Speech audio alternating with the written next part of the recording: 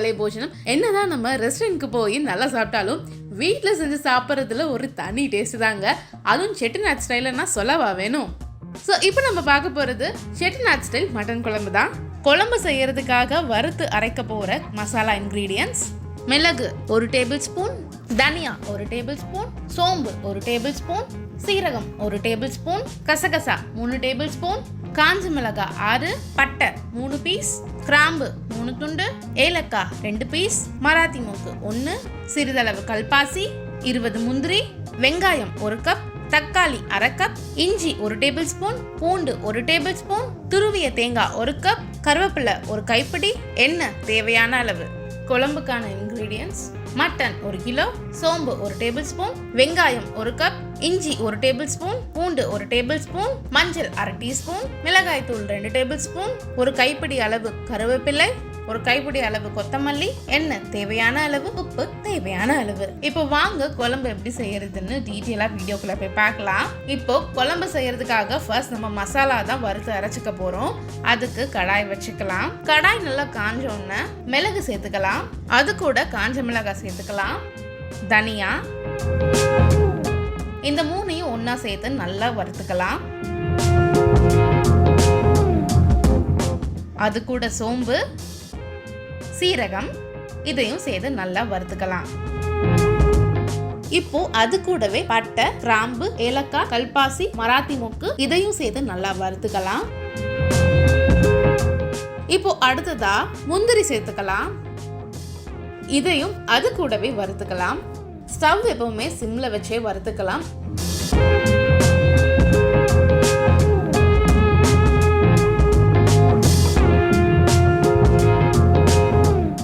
இப்போ கசகசா சேர்த்துக்கலாம்.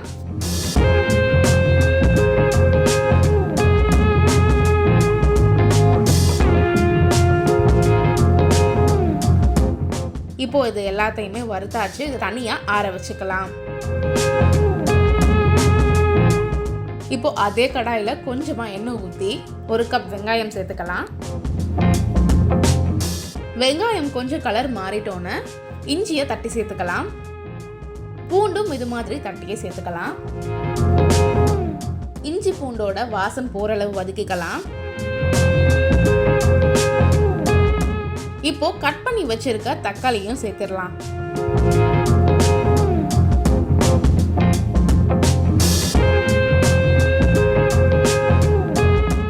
அது கூடவே கருவேப்பிலை சேர்த்துக்கலாம். இப்போ அதையும் கொஞ்சம் நல்லா வதக்கிக்கலாம். இப்போ 1 கப் அளவு துருவி வச்சிருக்க தேங்காவையும் சேர்த்து நல்லா வதக்கிக்கலாம்.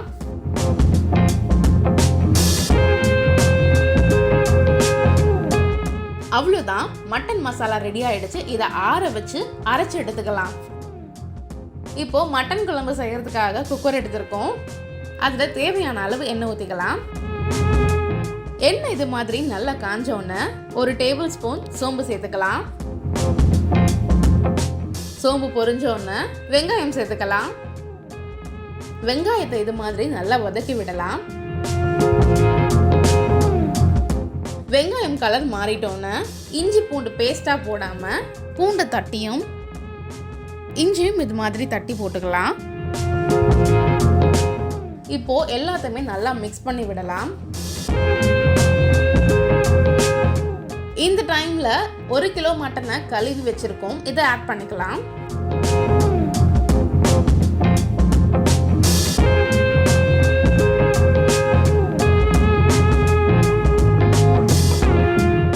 இப்போ மட்டன் சேர்த்தோன்னு எல்லாத்தையும் நல்லா மிக்ஸ் பண்ணி விடலாம்.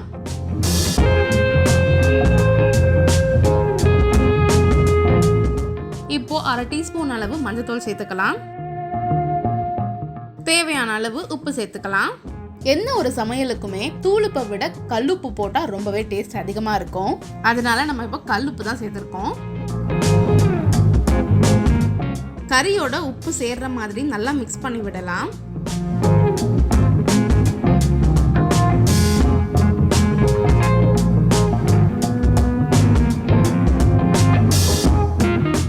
இப்போ 2 டேபிள் ஸ்பூன் அளவு மிளகாய் தூள் சேர்த்துக்கலாம்.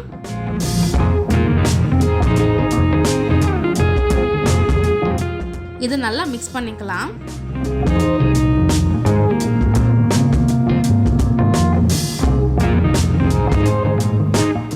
கறியும் தண்ணியும் ஈக்குவலாக இருக்கிற மாதிரி தண்ணி ஊற்றிக்கலாம்.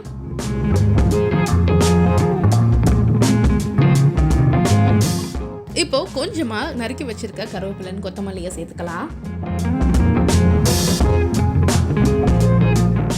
கறி வேகிறதுக்காக 4 விசில் வரைக்கும் விட்டுக்கலாம்.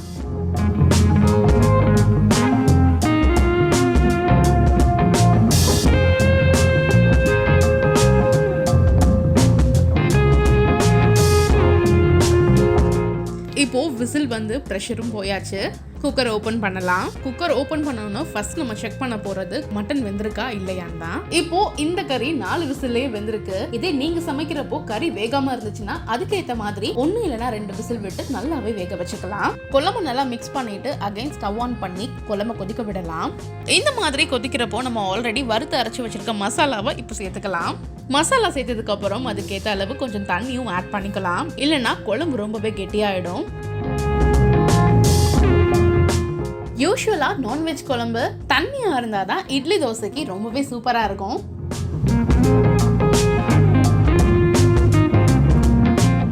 இது மாதிரி குழம்பு நல்லா கொதிக்க விடலாம்.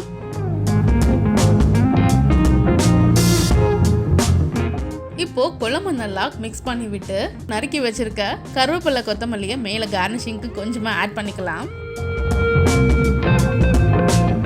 அவ்வளோதான், செட்டிநாடு ஸ்டைலில் மட்டன் குழம்பு ரெடி ஆயிடுச்சு.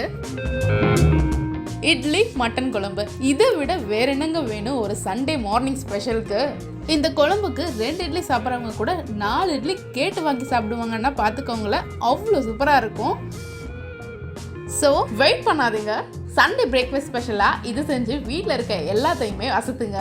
இது மாதிரி நிறைய வீடியோ வேணும்னா நம்ம சேனலை லைக் பண்ணுங்கள், ஷேர் பண்ணுங்கள், மறக்காமல் சப்ஸ்கிரைப் பண்ணுங்கள்.